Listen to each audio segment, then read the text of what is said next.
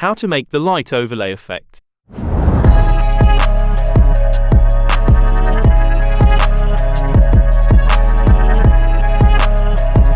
Today's video is sponsored by the millions of genders that are popping out every second.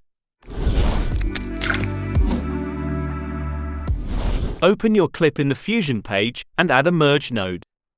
Bring a bitmap node in empty space and connect your clip to the bitmap.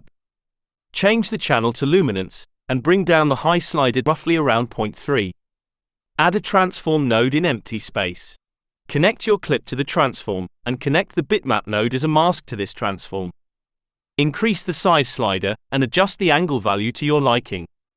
Add a frame average node. Set the sample direction to both and the frame slider to 2.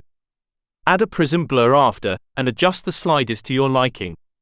Bring a glow node and play around with the sliders. Connect the glow to the merge as a foreground. Select the merge node and change the apply mode to screen. Add a polygon mask to the merge node and draw a rough shape around your frame. Increase the soft edge slider and adjust the border width to your liking.